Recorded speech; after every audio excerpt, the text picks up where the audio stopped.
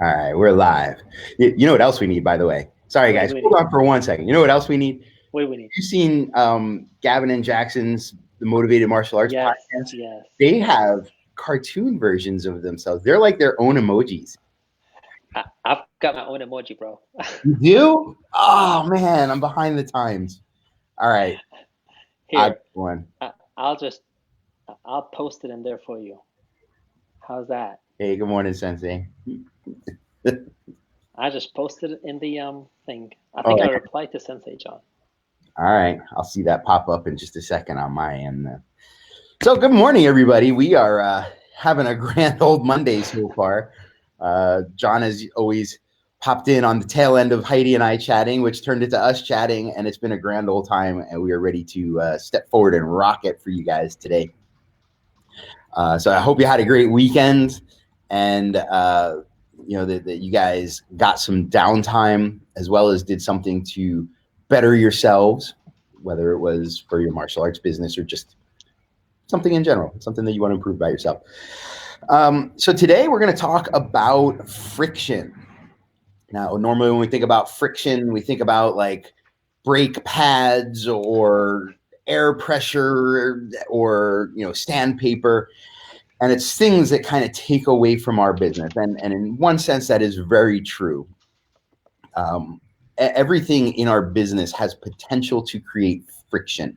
Now, you know how we do, and we like to talk about the three different aspects of the business. So we'll kind of hit on things that are friction points on your training floor, things that are friction points in your business itself, and things that are friction points, as you talk to potential new customers, that outward facing friction and what it means for your business, how it may be hurting your business, but also how a little bit of friction in the right spots might be a good thing. I mean, look at McDonald's and Wendy's. Friction. I don't ever go to Wendy's or McDonald's. Or I'm getting the look from across the day. I just went to Wendy's the other day, and I got liar. we never go to Wendy's. So we went to Wendy's about a week ago just because we were running late. And then I went yesterday, 2 days ago. I said, I'm just going to stop and get some fries. And I got this big honking order of fries. And right about now that the fitness coach, the health coach in John is cringing a little bit. I got these this big thing of fries, and I put them on my seat, and I said, let me get on the highway. And I got on the highway, and just as I'm reaching over for that first delectable, mouth-watering, fat and salt-laden fry, this guy in a Jeep just blasts across 3 lanes and tries to wipe me out, sends me up on the grass, and I slam on the brakes, and all but 2 fries rocket and hit my car. Now I have a dog that we bring Annabeth to class every day. So there's some dog hair in my car, as every good car should have. Unfortunately, there is a high transfer ratio from carpet to fry when it comes to dog hair. So I didn't get any of those fries except the 2 that were left in the container. So a little piece of me. What color was the Jeep? It was black, a little black 2-door jammy, man. I thought it would be mine, kind of that vibe. Watching out for my heart health. I just wanted one order of fries. Wait. Would you classify that as friction? I would. That was Absolutely. friction to me satisfying my fry desire. I was waiting on you saying that you got the fries and a Frosty, and you dip your fries in your Frosty. Now, normally I would. I would. A chocolate fry and a large. If you're going to do it, you go all the way. Oh. But I got just as bad. I got a Dr. Pepper. My teacher's teacher he lived a very healthy lifestyle, predominantly vegan before it was even a thing, meditating regularly, very healthy. But even he said about 4% of your diet is there to feed the soul a little bit. So have that for him, it was a candy bar like once a year, so that was my fries and I was denied. I'm very injured. So anyway, back to the top. How do we get on that? So friction in our business. So anytime there's an interaction between any two things. So it could be you and a potential customer, your potential customer and your website, your student and earning their next belt. Any two moving things, or even one moving thing and one thing that refuses to move, is going to have some amount of friction. And I think normally we do think of it as a bad thing. So which way do you want to start today? Do you want to start from outside or inside the school? Let's work it from outside in. All right, yeah, because we usually go from the other way around. Well, let's change it up a little bit. Yeah. So this is still a pretty good time of year for enrollments, for leads. I mean, we're just coming off the New Year's, but we're going into the Valentine's. Some of us are already kind of looking forward to what we're doing in the spring. For me, February is a huge month because it's both Chinese New Year, which this is the second day now of Chinese New Year. Happy New Year.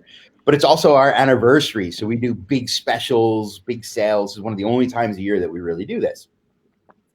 So usually what happens, and we see it all the time in groups, is people run their ads, or they put out their social media, or you do what you do, and we start talking about how many leads you got. And John and I have spoken before. It's a vanity number. It's an important number, but it's a vanity number. And what tends to happen is you go from all these leads, and in fact, if you have a Market Muscles website, which you should, they just added analytics right to your website. So I can go on my website and I don't know what the numbers are today, but before the weekend, I was at like 770 views just for the past couple weeks of my website. So not an amazing number, but not a bad number. Of those 770 views, I was at, I think it was like 38 leads. What stopped the other 700 and however many from also becoming leads? Some sort of friction.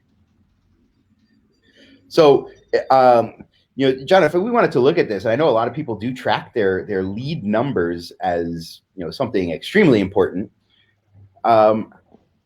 What does it mean if we have like 1,000 leads, but only, or I'm sorry, 1,000 views, but only one lead? How could I start to remove the friction or figure out what the friction is to kind of close that gap a little bit?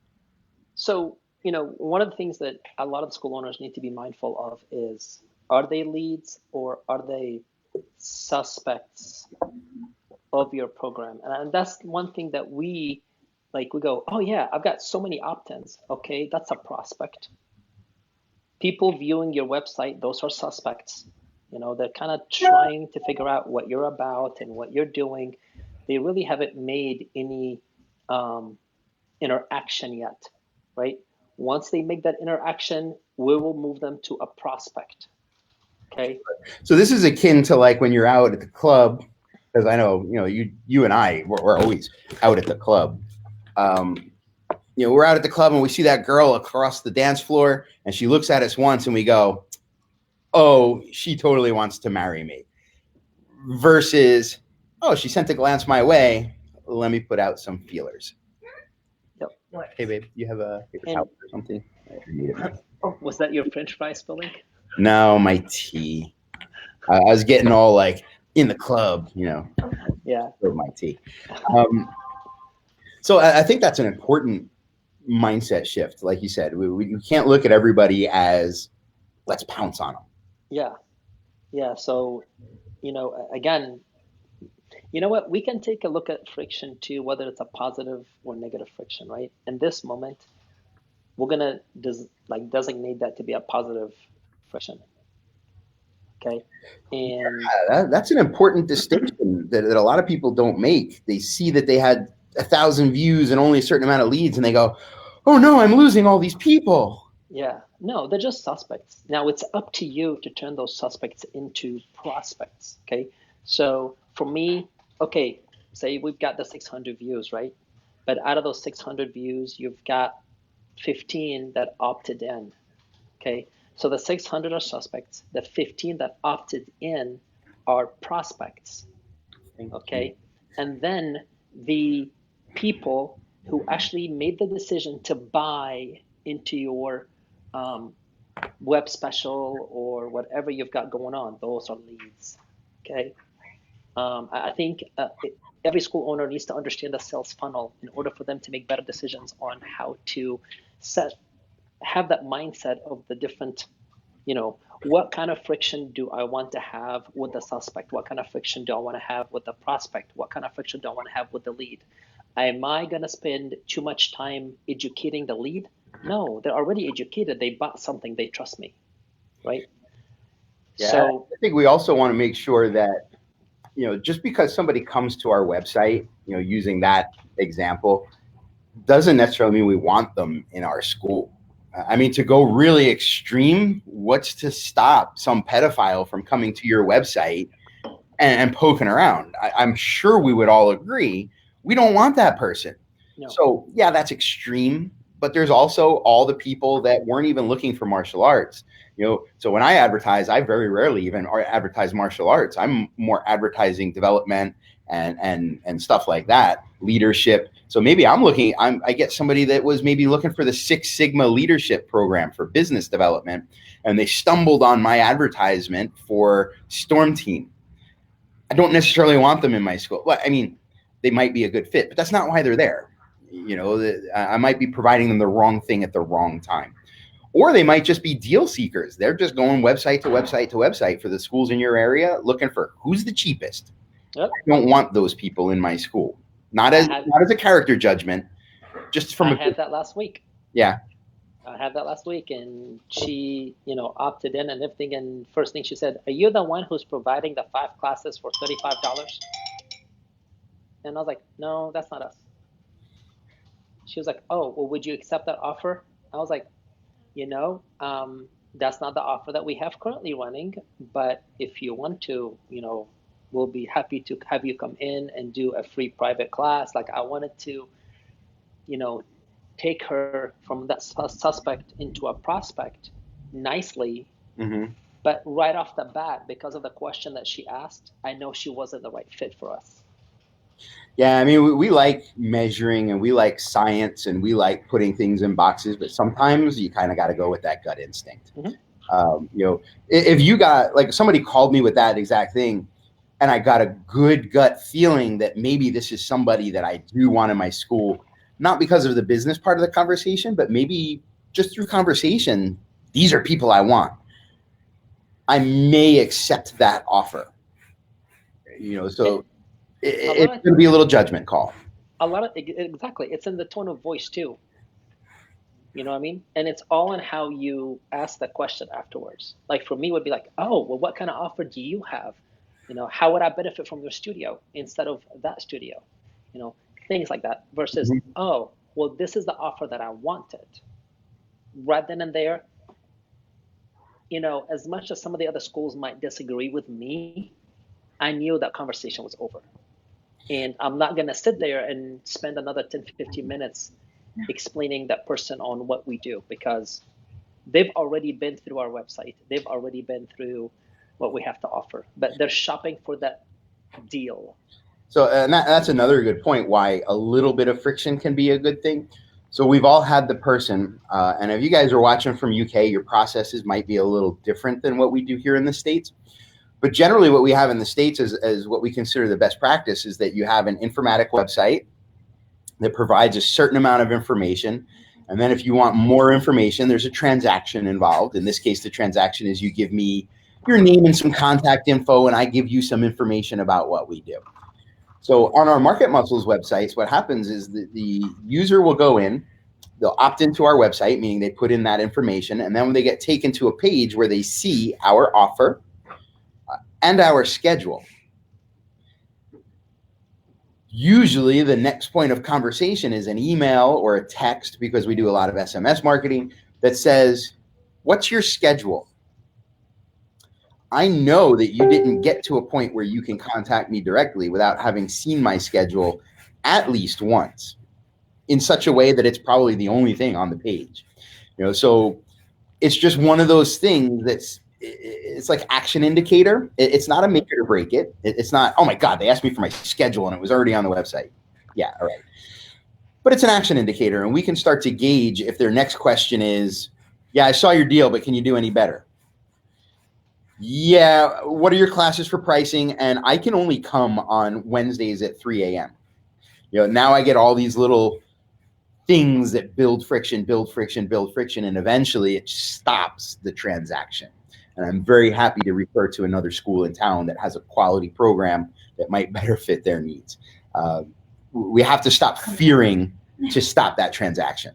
I think too many schools see a body and try to get it. And it feels good, and you get a little scratch up front. But for the UK friends, that's money.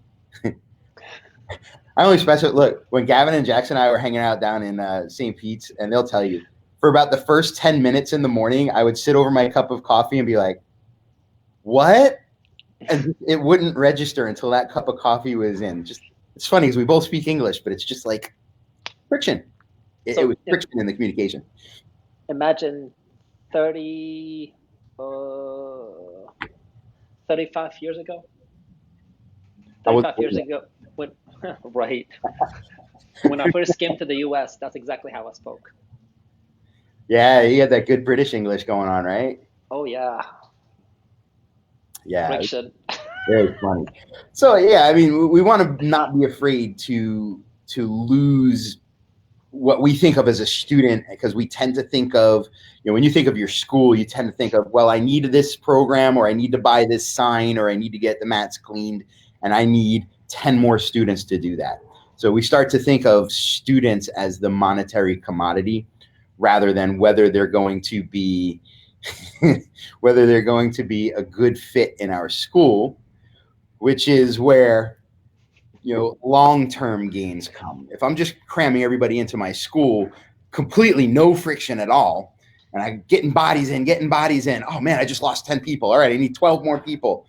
You're not building long-term wealth in your school. I don't necessarily mean money by wealth, but long-term growth, culture, tribe, all those other aspects of wealth.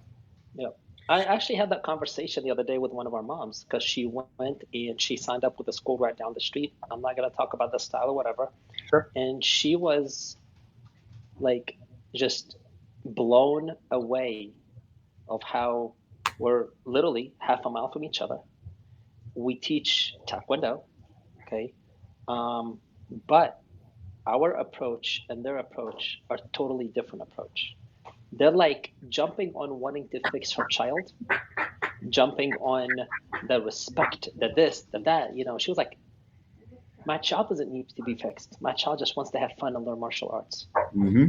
Okay, you approached it from a science and psychology way, and those were her exact words. And they approached it from a, we're the instructors. You bow down when you enter the main door. You bow down when you see one of the black belts. That makes me cringe when we're in some of the groups, and I see parents say, I have the rules posted, and they start with parents must. Parents mustn't do anything. It's like, and then the other mom was like, yeah, when it's time to sign up, it was like a menu. If you want this, you're going to do that. This is the basic. This is this. This is that. And then if you want a little added hot chili pepper, you're going to do this. And if you want salt and vinegar, you're going to do this. That's when you teach the classes, right? I was like, really? She goes, yeah. Theirs is on 11 by 17. Now, this is a mom who's a teacher at one of the area schools here. Mm. And she was like, I got dizzy. And she said, I walked in here, and within literally 10 minutes, you gave me everything. You gave me the tour, and you told me the prices. We've been through this cycle, I think, since you and I started, where in the beginning, people used to walk in and we would give them the prices and the schedule and just sign them up. And then we went through this cycle in business where it became, well, we need low barrier offers. Sorry. Man, that's so on with their phones. Uh-huh. Hi, Jennifer. I see you in the back. He said, hi, Jennifer. I see you in the back. Oh, wait a minute. Look. We're twinning. Uh-oh. You're twinning. He's got his pink shirt. It's interesting because, we were told we need low barrier offers, and then we were told we need long-term trials, and then we were told you need money back guarantees, and then we were told you have to do stuff for free and give it away. And all these things do have value. But I think we're coming back now, at least in the Skillz flavor schools, where it becomes less salesy, and we're selling. Don't get me wrong. This is straight up sales, but it's less sales tactic. And hold on, here comes Heidi. Hold on. I'd pick mine up, but she's grumpy and sleeping. Oh yeah. So now we're back to the point where it's less like sales tactic and more educational. This is what we do. This is how it can help your child, and make sure you're specific. Don't just say, this is how we're going to fix your kid. Find out what they actually want and see if it's a good fit for you. And then just say, and this is how you get started. Yeah. And this is the positive friction that you want to have in your studio. And, a lot of times people hear friction and they're like freaking out. Mm-hmm. There's two types of friction. Again, it's that mindset that you're going to carry. It's the way you're going to do things because you are so comfortable with the value that you provide, mm-hmm. with the culture that you have, with the tribe that you have within your studio. The fact that parents can walk in the studio, or let's say leads can walk in the studio, right? And I'm on the floor teaching, and some of the parents will get up off the chair, greet them, welcome them, and tell them to have a seat until I free up. That's what you want to have. So did you see Melody's post the other day about,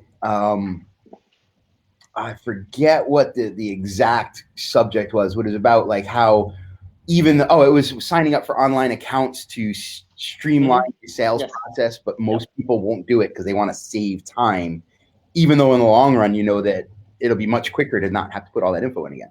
So check this out. Here's an exact example of good friction that some people fear versus bad friction that people actually embrace as business owners. So we talk to a lot of people about Skillz and including Skillz members. And one of the things that I talk a lot about is the evaluation process. We don't just let anybody walk in and hop on my floor, because my job is to protect the clientele that I already have. So when I talk to people, they say, oh, well, what if somebody doesn't pass? You need that money. Or, I really need to put bodies on the floor. I don't have time to do the eval. I just want to get them in. So they see that little piece of friction as something that is potentially going to take down their business. When actually, if you look at the difference between somebody, and I'm just going to use you and I, John, because I don't want to talk about anybody else, but I guarantee my school is 4 to 5 times bigger, more valuable, more successful, and easier to run than it was before I started doing evals. And I would, absolutely agree. I would guess the same for you. Absolutely agree. So yeah, it is a little bit of friction to find time for an instructor to do it, to book those evaluations, to go through the training and know what you're talking about. But that little bit of friction actually creates value, and people then say, wow, this is an exclusive program. I have to apply to get in. I hope my child will pass. We're really starting to play on their emotions, but I'm also preserving what happens in my business. Now let's look at it the other way. So people that are trying to get away from that little tiny bit of friction, and I'm not making this up. So what we do is we have you come in for a free class, and then after the free class where you're in with the group class, if you like that, we'll sign you up on our 2-week trial. After the 2-week trial, if you really like it, we'll go to our 6-month preview membership. After the 6-month preview membership, if you like it, we'll sign you up on a 4-year contract. I am not making this up. This is how some schools run. So they're saying, but I'm just trying to make it easy. I just want to make them know that they're really finding that. But in getting away from that one little tiny piece of friction, now you've created something where you have to sell them 4 separate times. And you've created a psychological endpoint at each of those things. Now, coming out of the telecom industry, we can both tell you that the more points of failure there is in a wire map, what it takes to get from point A, the phone system, to point B, the actual telephone, the more connections that we have in between, the more likely everything is to fail.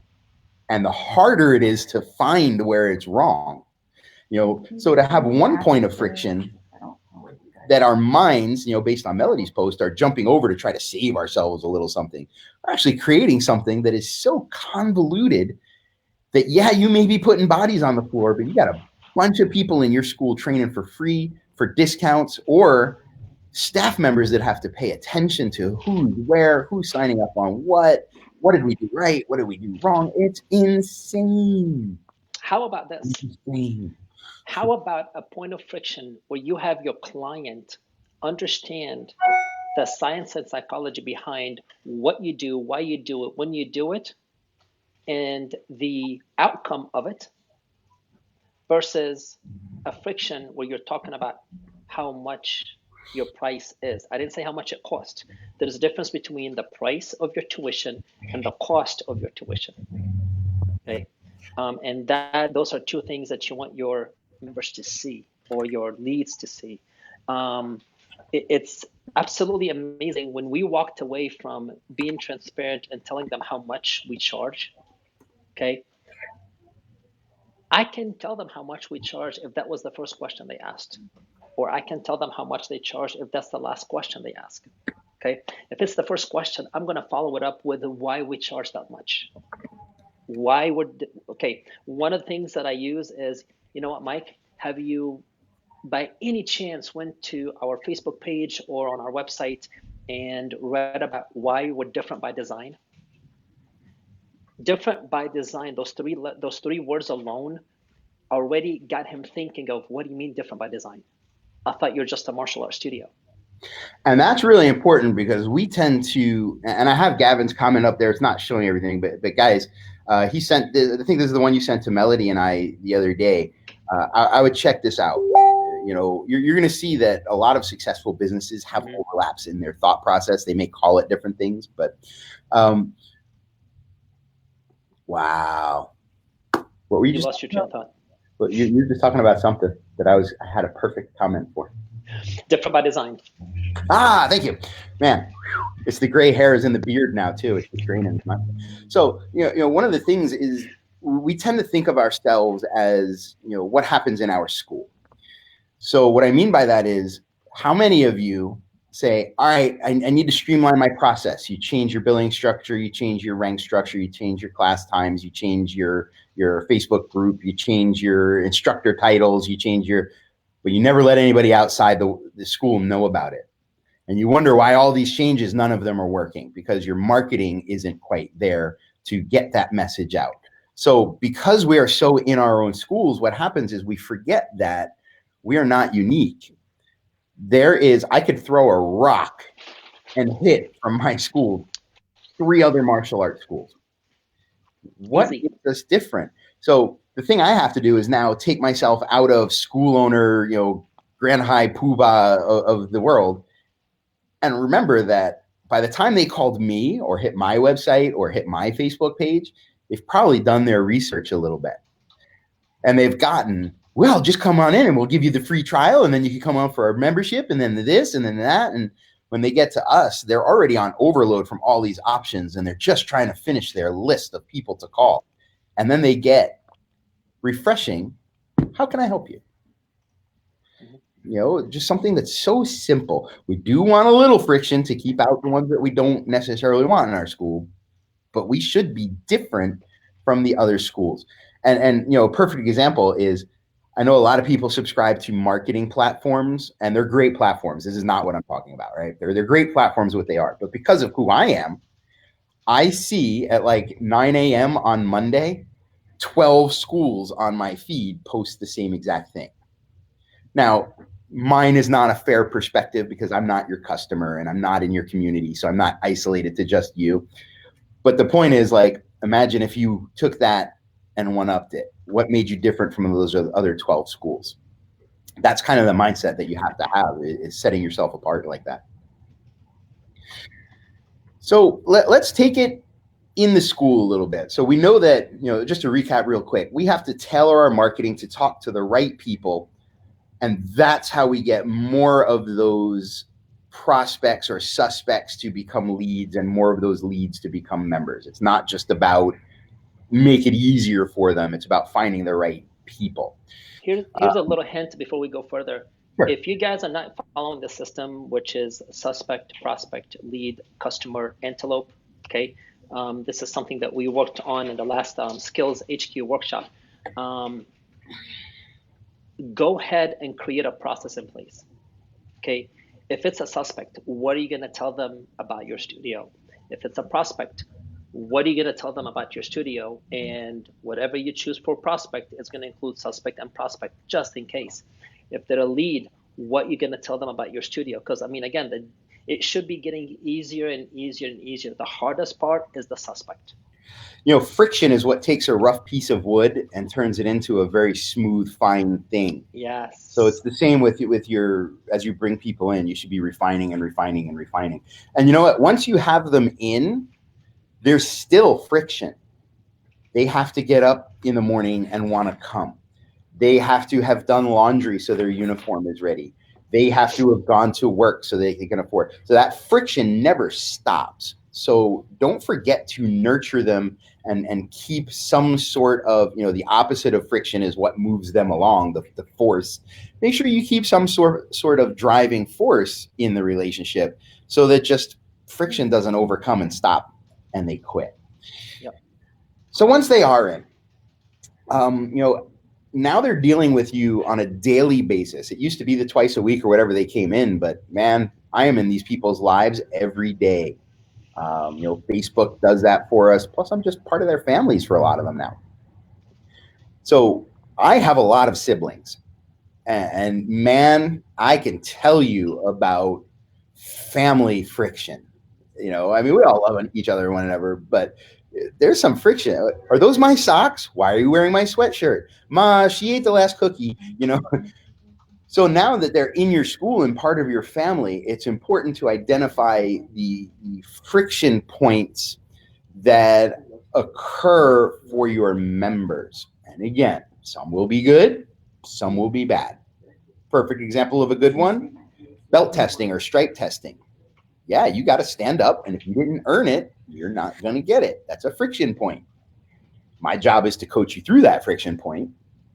But if I just take away the friction and say, here's your new belt, woo, it doesn't build you. It doesn't refine you at all, right? It doesn't stand you. Iron sharpens iron.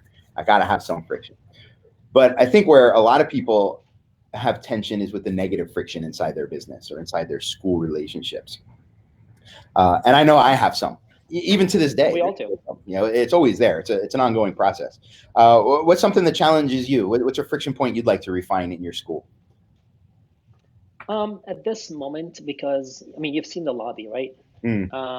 Everything's pretty smooth, to be honest with you. I can't really complain about how we operate and run the studio, but because we've got, say, families that has multiple siblings, and you've got two kids in the rooms training, but then you have one child who's sitting outside waiting.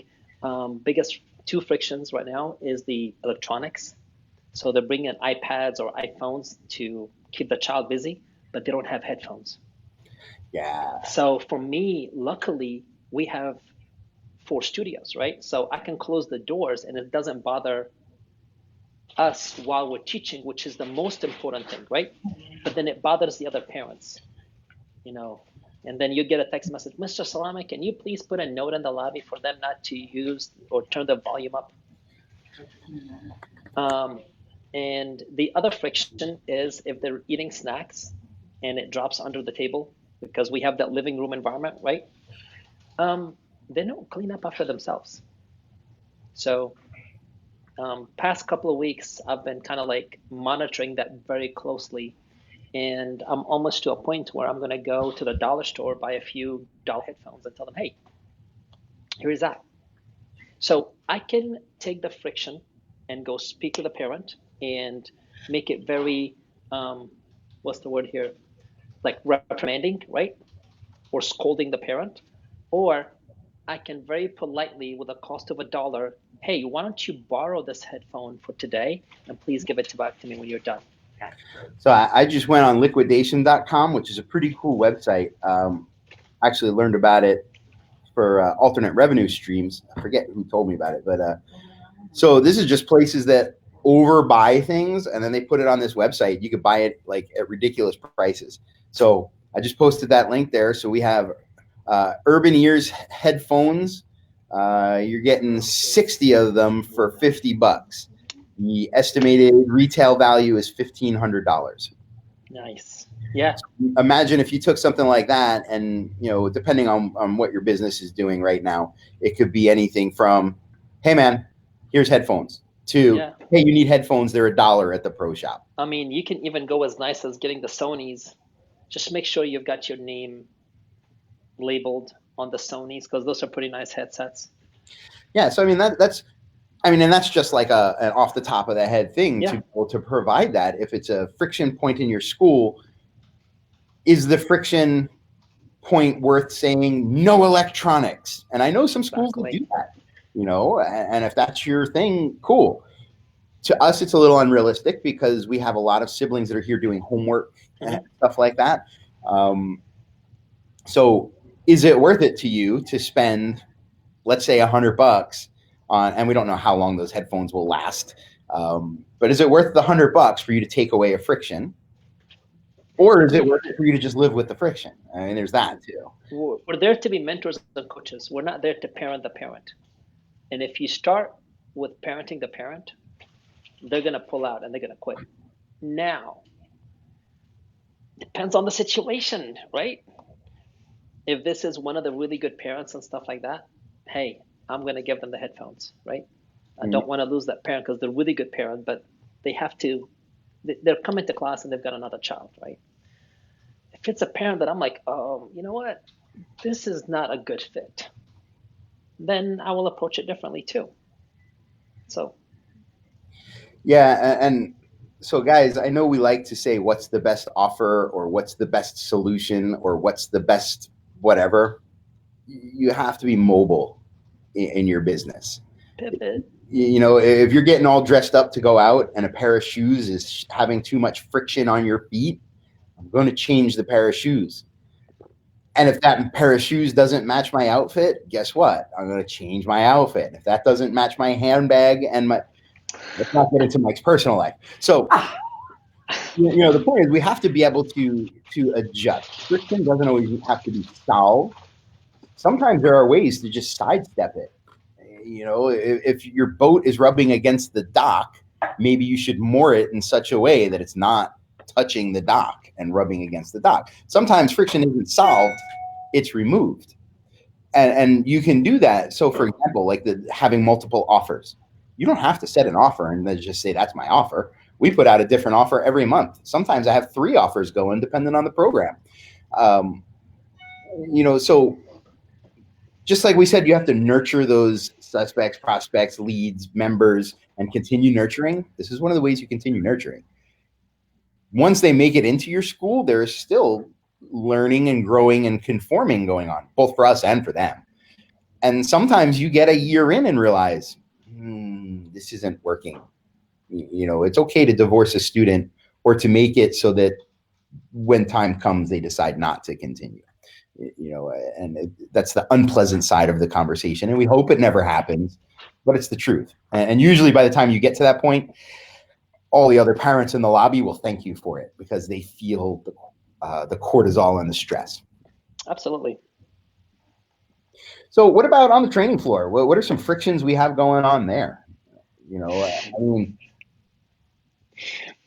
I seriously try to avoid that. Friction on the training floor, or friction on the training floor? On the training floor. If you have 2 siblings of the same age, or like around the same age, core is one of those, or sometimes basic skills, especially if you have like a 4-year-old who came in really young, like at 2. So right now I've got a 4-year-old and his sister, 6-year-old, in basic skills, because he started in mini skills. He outdid mini, he outdid early, and like I don't have a choice but to put him in basic. You might have seen some of his videos. The constant hugging, it's not really a bad friction. They're just everything in relation, Yeah, they're just very lovey-dovey, right? And it's kind of weird but cool at the same time. So they like to hug each other, they'll run to each other and give high fives, and they might be on two ends of the room, but every now and then that could cause a little bit of a distraction at the wrong time. So it took us almost 2 weeks to kind of like settle them and explain to Mhm. them, hey, before class, give yourselves the hug, and then at the end of class, give yourselves the high five. So And that's like, to them there was a certain friction, right? We don't necessarily know yeah, what it was, but to them there was something that they needed, that reassuring, that they needed, that comforting. They needed that boost of oxytocin. mm-hmm. So by giving them a way to do it, you helped them with their need, and you also coach them. I'm sure it took a little time. Yep. I think very often a lot of instructors see that, and the friction point becomes, well, they're not showing me the respect. They're not having the discipline I expect. I've And had the that a lot friction of is times, no Ron. longer between the two students and their Yep. needs. The friction is one that we are creating with our mindset and perhaps unfair expectations of the children. Here's a friction that happens and a lot of schools complain about. It happens in my studio as well, right, like, the good thing is Jennifer and I are good in dealing with them. And it is the teenagers and the talking during the class time and stuff like that. A lot of school owners, I've got strict rules, blah blah blah. They're not respecting us, they're not doing this. Well, your class is boring, probably. You know what I mean?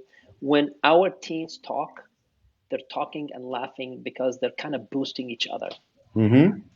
You know what I mean? It's not necessarily like mean, roasting, or hateful or of any sort. They're just boosting each other. So it just depends on how you look at it.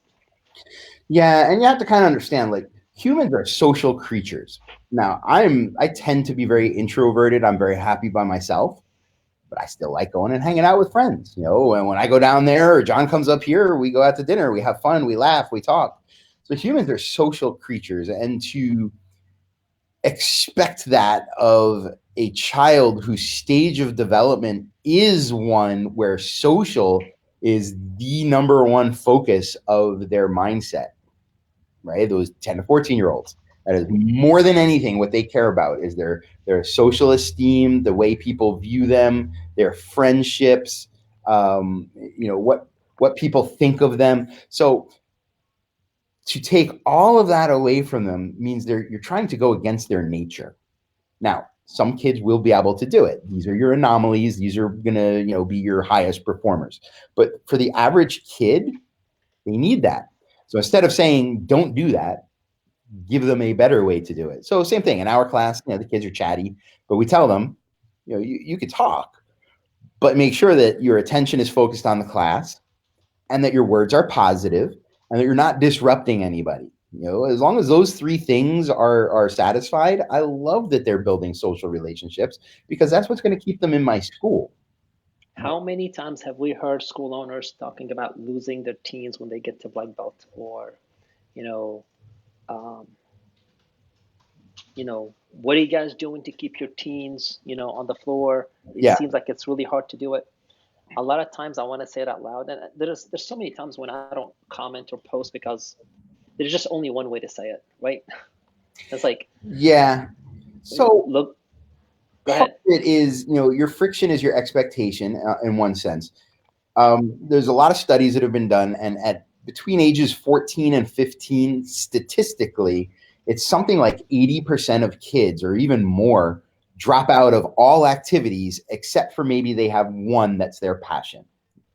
But they drop Or out. their new passion. Yeah, or it's their new passion or something that their Yep. friends are getting. But they drop out of everything else.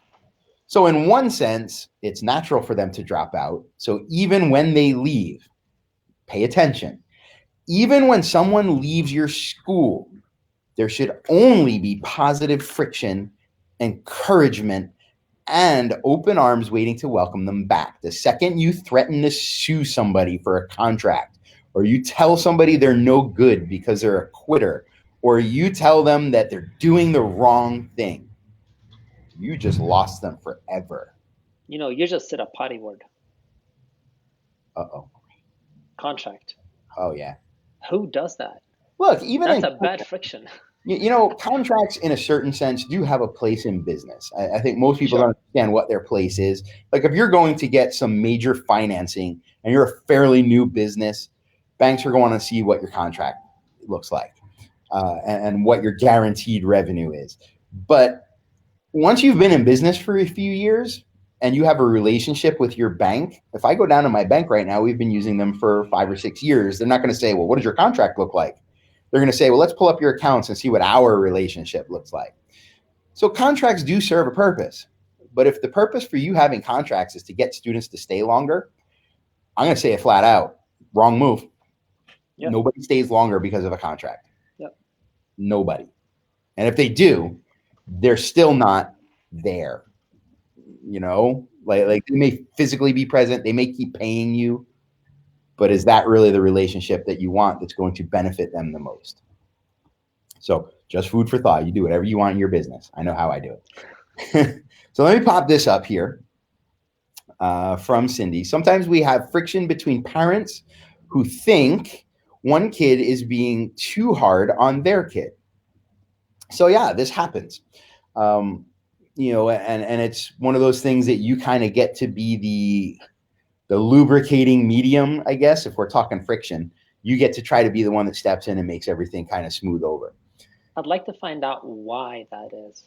Is there not equal connection that's happening between both kids? Is it where maybe one child is a little bit more on the hyperactive side? So, you know what I mean? Like, yeah, I mean, so that's big. Like, is it a sensory thing? We have kids that go out there and just rail on other kids, but don't realize it. They're not bullying. They have sensory processing disorders. They don't realize how hard they're hitting, or they need that input. They need that tactile input to stimulate certain chemical processes. So knowing why is important. I would also ask, what are the kids doing? Are they doing age-appropriate, stage of development appropriate activities? Is it that your 4-year-old is hitting my 4-year-old too hard when they spar? Sparring generally isn't developmentally appropriate. Do kids do it? Yeah. Have I done it? Yeah. But really, for the majority of kids, they don't understand. It's while they're sparring? Is that what she's saying, Cindy? Yeah, sparring. So what age group would they be? And I mean, we're talking hypothetically here. So they're sparring. What age group? I'd also ask how you're teaching sparring. What are the lessons there? What's the rule set? I mean, we could dig into this. It's a really good example. It happens for us when we're sparring, especially with our competition team. Mm-hmm. You know what I mean? But again, we're developing our competition team to be a little bit more aggressive than just the regular tool. Yeah, it's very common in that age, 12-year-olds. So this is actually, Cindy, thank you for bringing this up. This is a great example of like stage of development. So now we have 12-year-olds who are sparring, certainly developmentally appropriate. There's no reason they can't be. So the next sorts of things I would look at, when we spar, we are very much about development, childhood development. So I have lessons that I'm teaching through sparring. Sparring is not necessarily the lesson. So by controlling that atmosphere a little bit, some, not all, but some of that goes away. The second part is that we also incorporate failure as part of our lesson plan, just right out there in the open, not hiding it, and hopefully that they'll right out in the open, hey, you're going to get hit, you're going to fail, it's going to hurt. However, this is how we're going to get past that, and you're going to become more successful. And we do it in a very logical, rational, upstairs brain sort of way, so that when they do get hurt or somebody pushes them, sometimes it's not physical hurt. Sometimes it's they got pushed around and it put them into a defensive position, and that's painful. Then we work through, using a lot of the upstairs, downstairs brain connections. Okay, so tell me what hurts. Well, it doesn't really hurt, but okay. So tell me why it makes you feel this way so that I can come up with a way, so having them explain it back helps the student who's being pushed around take it from an emotional reaction to a rational, logical reaction, from downstairs to upstairs brain. When they can start to describe it, it's like having a panic attack when you tell people, well, describe things that are around you. What does your shirt feel like? What does it feel like to sit in the chair? Take a deep breath. Tell me what that feels like to take a deep breath. It's kind of grounding exercise, and it helps them build that resiliency about what's happening so that then you could turn around and fix it. Now, the reason we do that is so that before the parent can ever say, this other kid, pushed my kid around. Yes, he did. And did you see how awesomely your child was able to deal with it the second time? What I'd like you to focus on at home is whatever it is. So having that good understanding of that specific child stage development is going to be really powerful for you. Or we could just do the old way. Suck it up, Buttercup. Sorry. Does she think you were beating me up? John's pushing me around. She can't hear me. You got this one. I scared everybody around me. Hey, scary dude, man. Thanks. Yeah, Cindy, I mean, we're saying pretty general here. So, if you want to chat about that or, some tips to help, reach out to one of us and we'll certainly help you. Or you could post it right here. We could go through it in public if you don't mind airing your laundry. So what about this is a good one. So like from the student's standpoint, we got about 10 minutes or so left here. Very often we talk about ourselves as business owners, as instructors, how to deal with parents. What about the student? What frictions do they face? And what can we do about it?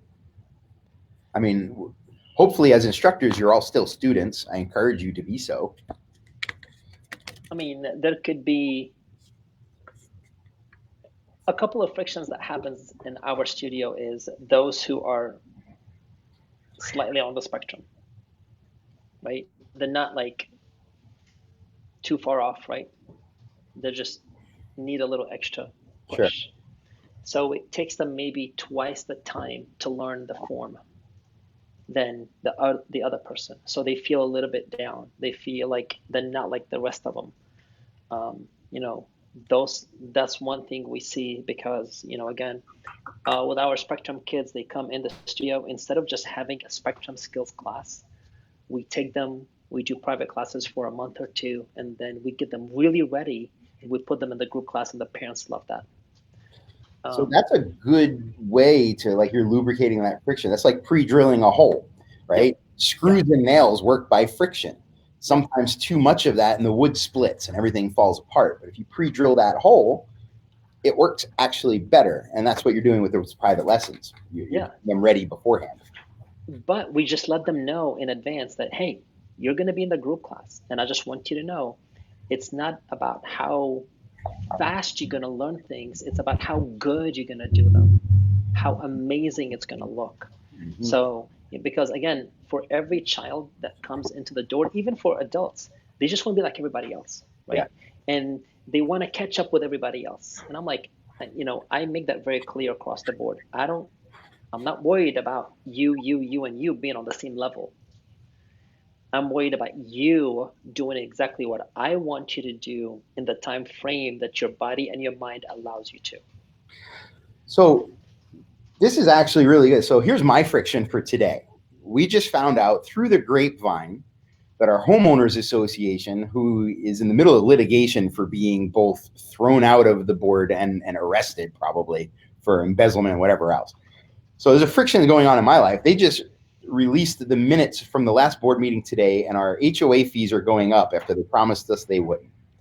It's not a big deal. For some people, like, look, that money is going to be a big deal. It's not a huge deal, though. But the friction is we found out through the grapevine that next month we owe more money. When it could have all gone away, and John, this is what you just said to me, we let them know in advance. If I had some advance notice, it becomes easier to shift around some things or to have a conversation saying, oh, hey, what else are we getting for this extra couple bucks? Or, what needs to be done with it? Same thing in your school. The more you can communicate with people ahead of time, the easier things are going to go. So for using Cindy's example, hey, we're going to be sparring. Not today, in a couple of weeks. Between now and then, this is what I want you to practice on to be ready. Here's the challenges you're probably most likely to face, but this is how we're going to get you through them. Now I know ahead of time that when I go in there, people are going to be punching and kicking me. that I want to work on my agility and my decisiveness and my instinct ahead of time, thinking about where I'm going. And you'll be much more successful then when you get in there, less friction. Just like, John, I know you're a big competitive school. I'm sure your competitors practice way ahead of time with a clear understanding of what's going to happen at a tournament. You don't just say, hey, guess what we're doing today? Hop in the van. Oh, no, they know in advance when those competitions are. I can't forget the one time Melody interviewed me a couple of years ago. I don't know, 2016, 2017, I can't remember. And we were talking about marrying skills with a traditional martial art and how we did it. And she kept on asking questions of, well, how did your parents deal with this? And how did your parents deal with that? Like trying to find the friction, right? My wife doesn't deal with friction. Jennifer, having master's degree in psychology, she understood in order for us to be successful implementing a program in place that is going to be totally, but somewhat different, but yet the same into what we're doing, we have to prepare our students and our parents. So it was a step-by-step process. And it was always an email that's going out or a notification that's going out. Hey, parents, next month, we're going to implement this. Hey, parents, next month, we're going to implement this. And we knew by sending that email out or sending that notice out, the types of questions that we're going to get. Every now and then, you're going to get a question. You're like, ooh, I didn't think of that, right? But 90% of the questions that we got, we already knew how to answer. Yeah. Okay?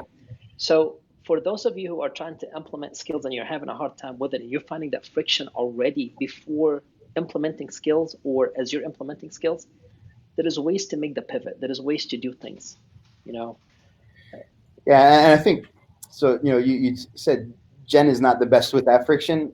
So sometimes I'm like 50-50. As long as I see, have an intellectual connection to it, I'm good. If you try to thrust something on me, my instinct is to say no, to back away. And I think a lot of people are like that to a certain extent. I tend to take it a little more to an extreme. So, this is why even with our marketing, we're so big into education. We're not just, here's a deal. Because I don't know if you're the right person. Mm-hmm. You don't know if I'm the right person. That works both ways. I want to educate you so you know what to expect when you come into my school and see kids running around, smiling, hugging on each other in class, hugging the instructors. I don't want you coming in going, oh, yes, I've seen, a dojo in my dad's basement when I was 10 years old. And, hey, this place doesn't smell like feet. It must be a McDojo. We want to pre-frame people as much as possible. Students, that's why we do mat chats at the beginning of the class, not at the end of class, like most schools do. Prospects or suspects or leads, as you're bringing them through the process. Parents that you already have, anytime there's a change. And if you don't ever have changes, guys, one of the defining biological characteristics of life is change. If you're not changing, you're not growing. If you're not growing, guess what? You're either dying or dead, and you just don't know it yet. But I mean, you said it. Instead of having that negative friction, have the positive friction by educating them in advance. Because like you said, there are some parents that will go, wait a minute, what? You mean my child is going to go backwards in belts? Because my system right now has a green belt, and now he's 6 years old. He's going to have to go to a white belt. They don't understand the relationship. Mm-hmm. But when you give it to them picture perfect, no, they're not going backwards. They're not doing this. They're not doing that. This belt is going to have this form, which means then you're prepping them the proper way. And guys, like, as you do anything in your business, you should have a log somewhere of your most common objections. Mm-hmm. Oh, it's too expensive. Well, if you get it once, good. That was positive friction. You didn't want that person. If you get it 90% of the time, something's off. Yep. So keep a log throughout your business of all these friction points, these pain points, these objection points. And they're not always obvious. Sometimes it's just that you walk away feeling a little off about how a conversation went. Keep a log of it. And then about once a month or so, sit down with your team and go through them and see, like, which of them are, first of all, legitimate pain points that you need to fix in your business, and then find ways to preempt them. Oh, every time we go to testing, everybody waits till the very last day. All right, so find a way to encourage people or to tell them why it's important ahead of time. And that's an ongoing process. Look, I think I do it pretty well in my school. We had somebody register for testing Sunday night. Testing ended Saturday. So there's always somebody. But start looking at these sticking points in your business, on your training floor, and in your relationships, and then evaluate them. Is it a positive friction? Brakes on a car, good friction. Wheels connected to the road to help steer, good friction. Make sure it's massaging and refining and directing people in the right way. And look at the things that are sticking points and then get past the words, well, it's supposed to be, or it's always been this way, and find a better way to do it. You discredit the people that taught you if you don't take their lessons and take it a step better. So friction, some's good, some's bad. Find ways to smooth it. Find ways to increase it in the right areas. Absolutely. Yeah. So if you saw, what was when we were talking about this show, hold on, I had a little piece of poetry. I want to pull it up real quick. I'm super proud of this stupid little thing here. What did I say? Here we go. No. Here we go. Some is friction. Some is good. Some is bad. What to smooth, what to add. Bonus tip, use poetry in your marketing message. I think I just catchy. Some French fries. It's catchy. Yeah, those are no French fries. No French. Man. No French fries. John's being mean to me again. Hey, it's for your own good. For my own good, right? Good friction. Good friction. On my end. Yeah, go assess. Assess with open eyes. And if you're having problems, go to the antelopes in your school and have them assess for you. Guys, what do you really hate? And ask them straight up, what do you really hate about our school? And they might say nothing. Well, I mean, if I had to pick something, it would be, so that's the thing. Even though they said nothing, and then that pregnant pause comes, what they say next is the pain point. Find a way to solve it that benefits everybody. And if you're having problems with that, of course, I know some guys that might be able to help you. I don't know who they are, but I hear they're good looking, smart, nice guys. Quite debonair. And also, if you haven't yet, make sure you're getting your tickets right down there. Hold on, here it comes. MegaconEscape.com. Because it's coming. Don't miss out. Yeah, guys, every single day we get messages and texts and all that stuff that you guys are loving the episodes and stuff like that. If you have anything in particular that you want, please let us know. Whether it's on an episode or a blog for Jennifer to write, just let us know, because it definitely makes it somewhat easy for us to prepare an episode for you, right? Most of the time when we're pulling the episodes, it's because we have dealt with a school or something like that. And we're like, hey, that's not a bad idea, right? But if you got something, let us know, okay? MegaCon is going to be it's that one event that just, you'll come, you'll go, and you're like, wait, I've got a lot to work on. There's going to be a lot of success. There's going to be a lot of pivoting in a good way, okay? Some people leave overwhelmed, but then again, like we said, after MegaCon, if you need help, let us know. We're here to help. That's what our job is, guys. Like by asking questions, you actually help us fulfill our purpose. Don't think you're going to be a pain in the butt or anything. That's why we're here. No, just be patient if we don't respond within an hour or two, please. Yeah, I do my best, but yeah, I do speak every now and then. All right, guys. So we're just a couple minutes over, so I think we'll leave it there. You have your homework. Remember that if you take action within 24 hours, you are more likely to follow through on stuff. Don't wait, guys. Start a note today for yourself, and then get to it. Put it out to your team. Bring it to us and make change happen. Otherwise, the friction continues, and you start building calluses, and you stop caring. And when you stop caring, nobody wants to have anything to do with you. Yeah, exactly. All right, guys, go out there, rock your week, crush it, get it, make it yours. Happy Monday, everybody. It's the last week of January already. Go get it. What? Yep. Man, you're 12th of the way through the year. Better hustle. All right, guys. Catch you later. Peace out, everybody.